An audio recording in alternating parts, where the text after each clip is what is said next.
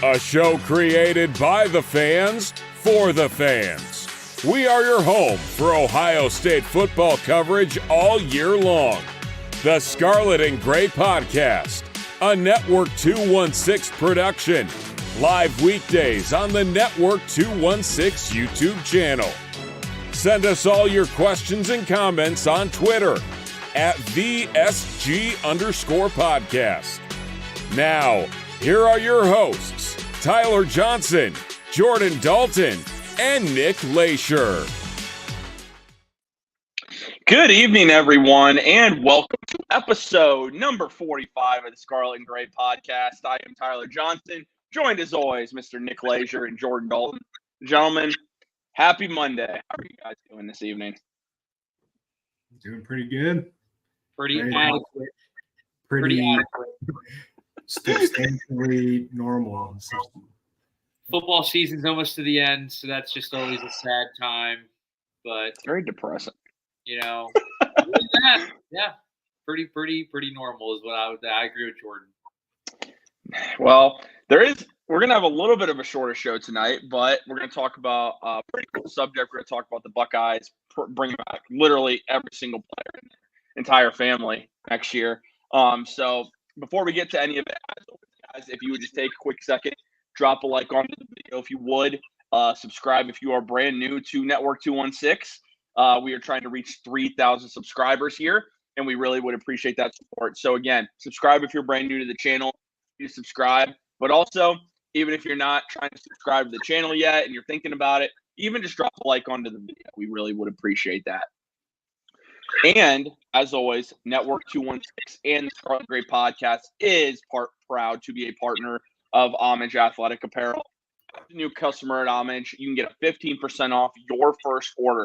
All you have to do is type in your email address, sign up for their updates, and you're going to want to sign up for their updates because they have sales every single week, regardless if it's football season, basketball season, water polo season, you name it.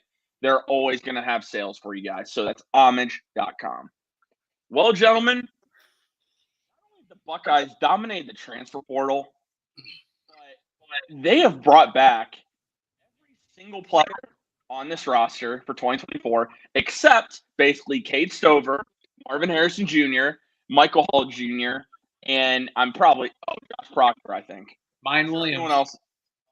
Yeah, Mine Williams. Forgot. He didn't really play, so I forgot about him. And Mine Williams. So, first off, on a scale of 1 to 10, how shocked are you by just the talent level that is coming back next year? Now, even a couple guys coming back is very surprising. But to get every single starter pretty much back is just incredible.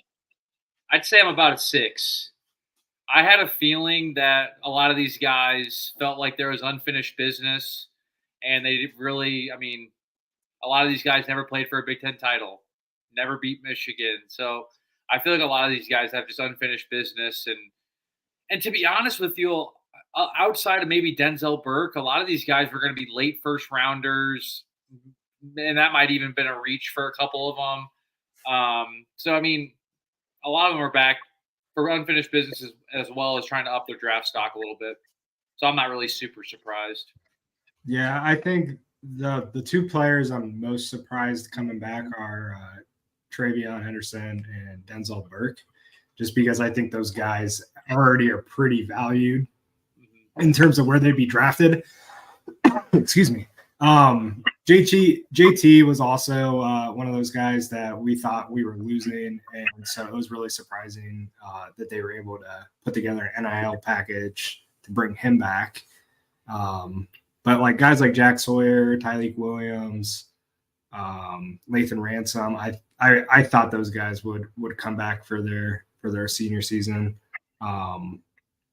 But yeah, it's amazing. The Travion thing, especially pairing him with Judkins. I know we talked about it a lot last episode, and that to me was the biggest question mark, if he would come back or not.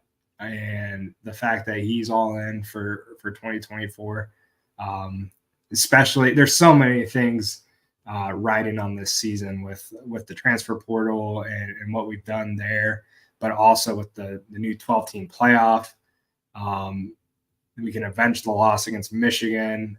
Granted, they just lost Jim Harbaugh to the Los Angeles Chargers, so it won't be as sweet when we beat them this year, but it's definitely going to be something that I think those guys want to take care of before they move on in their careers. Yeah, absolutely. Jermaine says here when is Holden fired? Okay, we're talking football. That's we all agree though. He needs to get the heck out of here. Get him out of Columbus. Time to move on, I think. I think with Ross Borg coming in, well, we can kind of touch on that just a little bit. With Ross Borg coming in, I don't think any coach's job is necessarily safe at Ohio State for whatever team you're a coach of, just because I think he's going to do things a little bit differently. And whenever you have a new regime, and that's like president, AD, university, coming in this year. So a lot of these people probably won't have jobs next year. And so it's outside of maybe the women's basketball coach. He's safe. Yeah, I mean, there's obviously. I'm just saying, like, big picture, you're probably right though. Yeah, I'm sure. Like Coach Ryan, the wrestling coach, he's been there forever, and they do a great job. So I'm sure his job is safe. But like, you're talking about like highest exposure programs: Ohio State football, Ohio State men's basketball. So going with that, Chris Holtman probably not going to be the head coach next season just because of the new AD hire. Ryan Day possibly on the hot seat, but it seems like he's doing everything in his power to make sure that doesn't happen. So it's definitely we've even talked about it after the Cotton Bowl. We're just like, man, Ryan Day is going to need to do something, and he has. So yeah, I mean, Ryan Day. I mean, like his job is on the line as it should be. With Chris Holtman, yeah, he's gone. I mean, it is what it is. Like, it's unfortunate it didn't work out. They'll get some big name in here because they're going to have the money to throw. Who that's going to be, it'll be interesting. I wonder if they look at Sean Miller from Xavier, Arizona head coach. I mean, he's led some top tier programs. It's going to be interesting to see. But anyway, transitioning back to football. When it comes, the biggest surprise for me of guys returning, I think, it's Denzel Burke, because to me, Denzel Burke is a first-round corner. That one surprising. The only Denzel Burke returning, I mean, that one shocks me, and so does JT Tuimoloau, because with JT, he's a guy that, depending on how he tested, if he tests really well athletically, he probably could have been a back-end first-rounder. Yeah. And for those wondering, well, his production wasn't that good outside of a game or two. In the NFL, a lot of these teams will look at the production, not the production, but they'll look at the potential factor over the production. A great example is a couple of years ago, Odof Owe from Penn State. Dude didn't register a single sack, but he was a first-round pick because of his athleticism. So JT and Denzel really surprised me. I think the one that's going to benefit the most from coming back is Emeka Egbuka, personally, because I think Egbuka now has an opportunity to be the top receiver in the 2025 class. He was sliding down with everybody in his class, and he's going to have a great chance to rebuild his value. What do you guys think about the guys coming back? Who has the best opportunity to play themselves into the first round? I almost feel like Jack Sawyer, dude. I feel like he really came on in the back half of the season, and obviously we saw the dominance in the Cotton Bowl that he had. But, I mean, I feel like just with his talent, and like you said, I know NFL guys don't maybe look at production as much, but, I mean, if he continues – if the Cotton Bowl is a preview to what he's going to bring this season, I feel like he's going to play himself into being a first-round pick.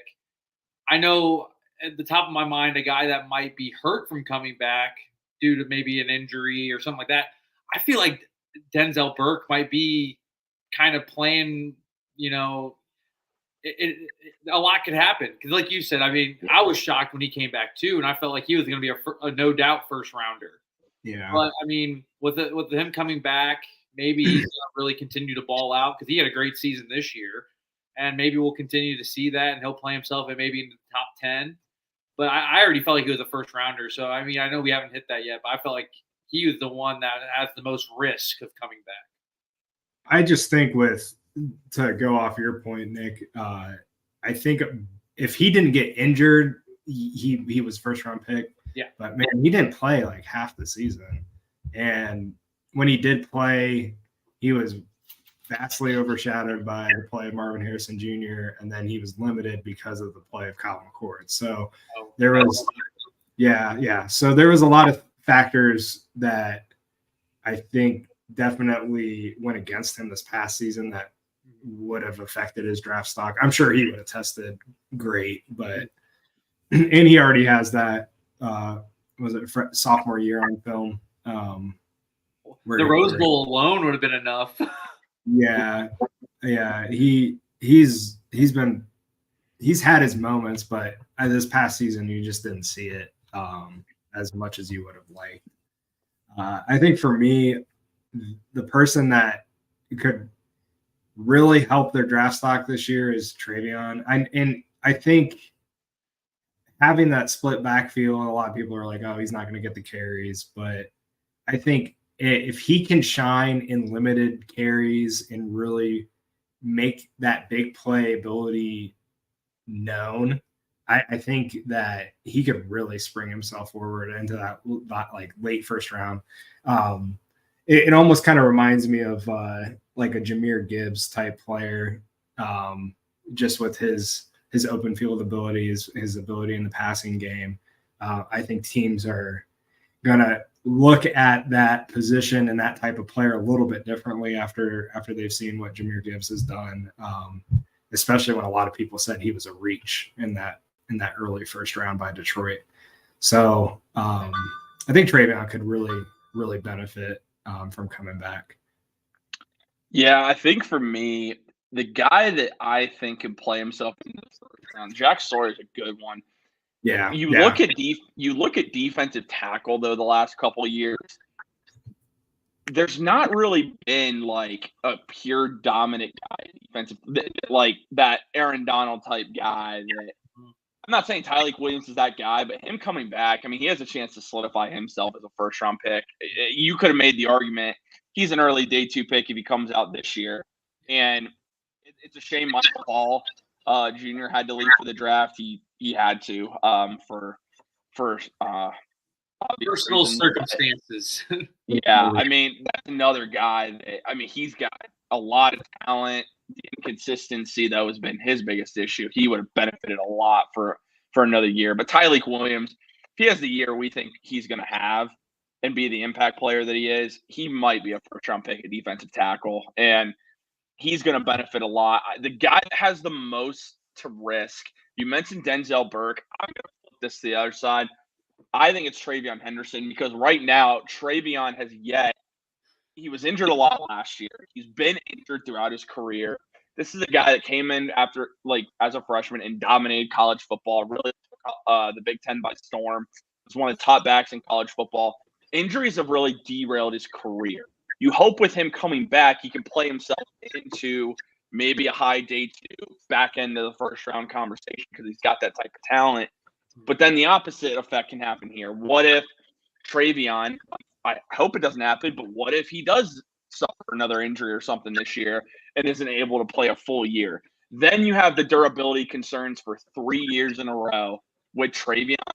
And then that takes you from a day 2 to a day 3. And then teams are going to be afraid to take you until you get to the 3rd day of the draft. But somebody would get a really good football player and obviously a really good person. So I think for me, Travion is risking the most, I feel like. Outside Denzel Burke, because Denzel Burke is a good one, but I think just name somebody else. Good point. Also, Buckeye says Emeka. Are you referring to Emeka has the most to gain or he has the most to lose? I only saw that, so please comment. I'm curious. But I mean, either way, guys, I mean, you're bringing back. Oh, dude, it's unbelievable. I mean, you look at it, like if you just, oh my goodness, it's nuts to me. I've never seen anything like it outside of what Michigan did this past year. If you would have told me everyone was going to come back, I mean, especially after that disgrace of a Cotton Bowl performance, I thought, I was like, man, these dudes are just checked out. I mean, they're ready kind of to move on to their next step in their careers. Yeah. But I mean, I know Jack Sawyer was one of the first ones to say, like, yeah, I'm coming back. Like, I'm pretty sure he even said that before the Cotton Bowl game, that he was coming back no matter what. Yeah. So and he really got the ball rolling. And then you see some of these transfers that came in through the portal, and then everyone else was like, holy crap, like, we're going to have a squad next year. So we might as well all come back. The foundation did a great job of getting all the NIL deals put in place to get them back. So, I mean, Ohio State really, really is going all in on this season, I think. Okay, so now we're seeing this a couple times. So let's react to this. So Buckeye Mob said Emeka has the most to lose. Izzy also says Emeka has the most to lose and the most to gain. That's true. What do you guys think about Emeka Buka, him coming back versus him going to the pros? Yeah, I think I kind of agree that he's in this spot, and I touched on it earlier with the injury, where if he didn't get hurt and like kind of play himself out of that first round this year, like we'd be talking about him going to the draft. Like he would have been off the team. Like him and Marvin would have been gone. So he's kind of in this position where he needs to play well next season to really boost his draft stock.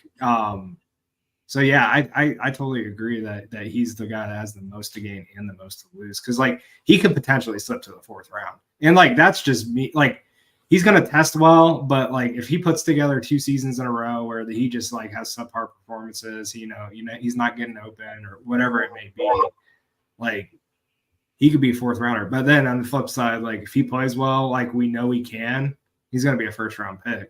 So we'll see. I kind of felt like this reminded me of Jackson Smith and Jigba. Almost identical. I'm like, oh man, he's hurt early. I'm like, he's just gonna shut it down for the whole year, and he's gone at the end of the season.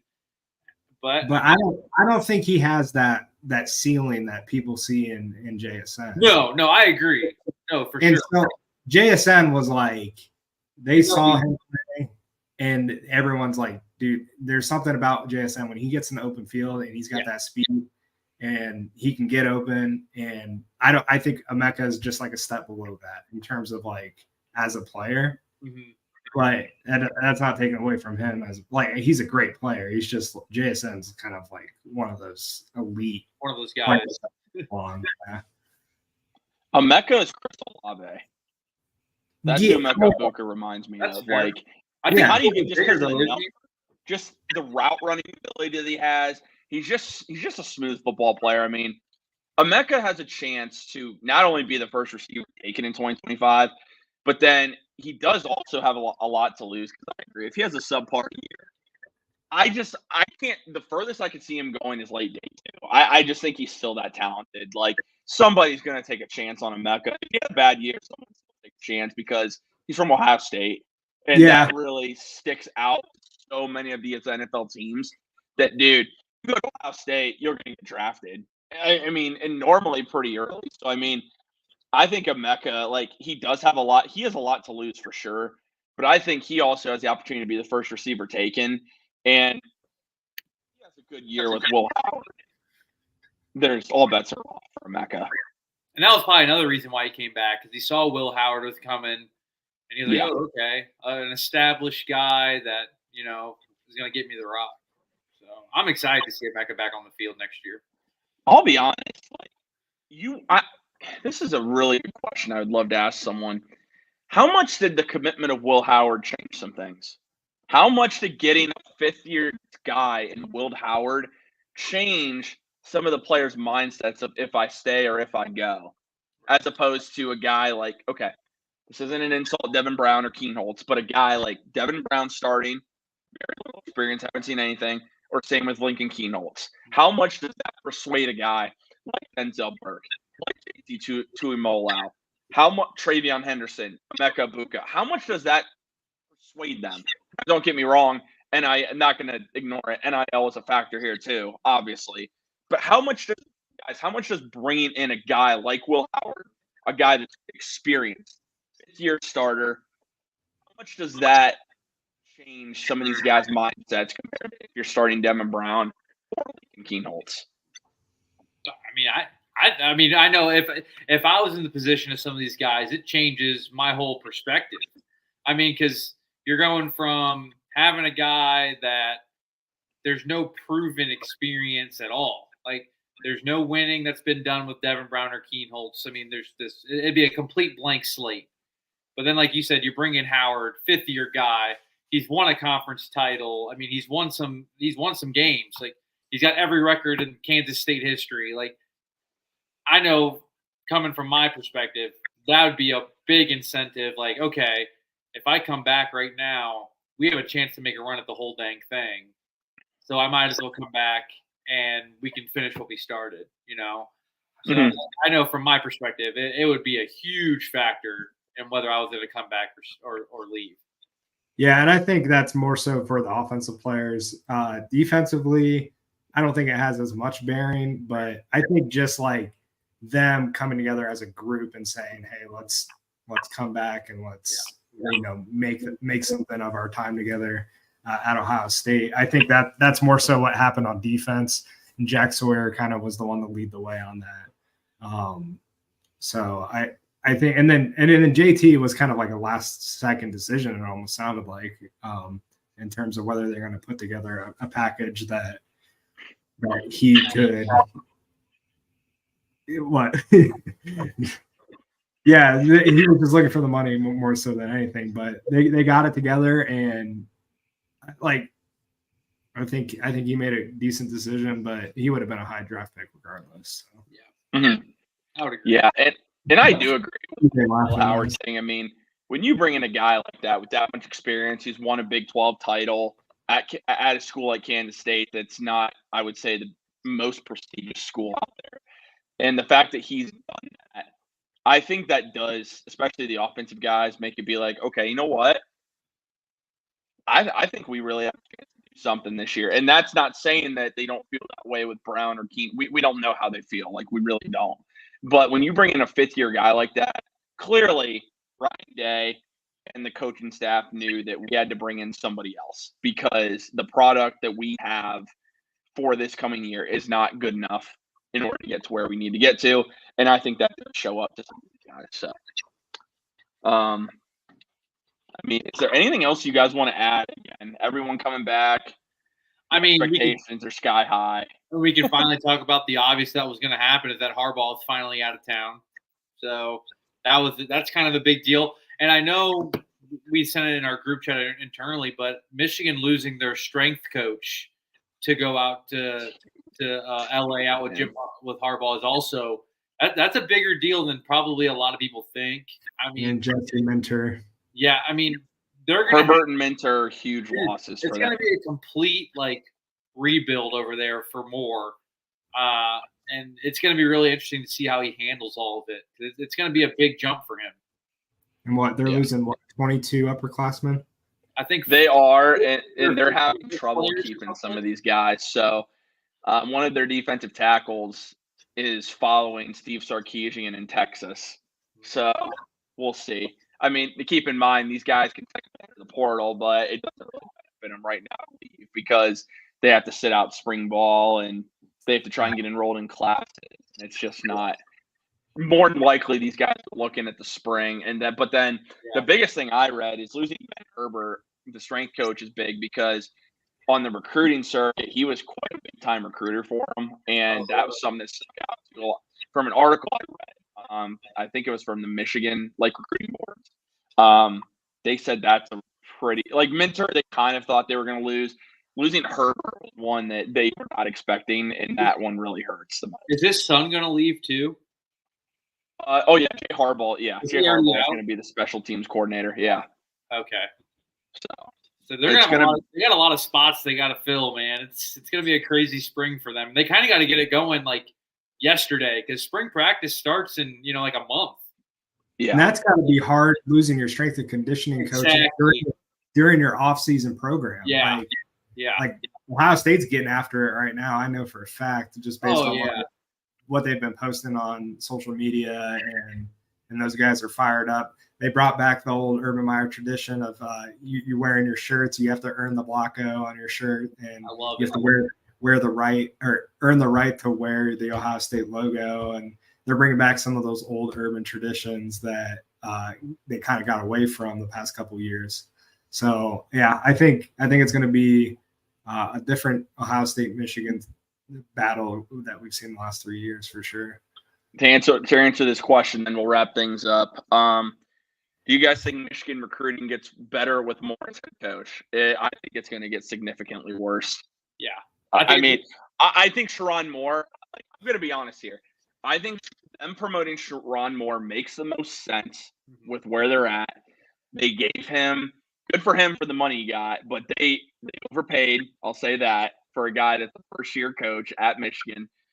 The recruiting is going to suffer because you're not only losing Harbaugh, you're losing Minter, and you're losing Ben Herbert. So that right there is huge. I think at least in the short term for the next year or two, their recruiting is going to significantly be worse. And then if you can keep this program afloat, then they'll bounce back. But I think they're going to struggle at least for a year or two getting the elite level recruits there. Recruiting's going to be different for them coming up. I think they're going to go after different guys than they normally would have with Harbaugh. I would say the Harbaugh recruiting classes weren't anything like crazy special, but the thing they did was they kind of worked those guys. Like it took him 5 years to get the guys in the building, get those underclassmen big and strong, and to play their style of football. Like those guys were just like in the weight room constantly, and they got those players to that point to where they were able to beat Ohio State. They were able to win that national championship. And now that they kind of have to reset the clock, I think it's going to be really hard for them to kind of bounce back from that because of what they're losing and what they're bringing in. It's just it's like it doesn't add up. So I think it will suffer. I agree. Absolutely. Well, everyone, we appreciate you tuning in to episode number 45 of the Scarlet and Gray podcast. As always, we ask if you would just take a quick second, if you haven't already, and drop a like onto that video. Subscribe if you're brand new to the channel. We have Ohio State football content for you guys. Of course, every Monday night here on the YouTube channel, but also we have debuted a new segment last week called the Buckeye Boom. Anytime there is a big-time transfer acquisition for Ohio State, recruiting pickup like this past weekend, getting four-star offensive tackle Carter Lowe to stay in Ohio. That's a huge pickup. So immediate reaction to any move Ohio State makes. You want to make sure that you are subscribed to the Network 216 YouTube channel, but also give us a follow on Twitter at the SG_podcast, posting daily Ohio State content for you guys there. But either way, thank you guys for tuning in this episode. We will talk to you all again soon. And as always, go Buckeyes.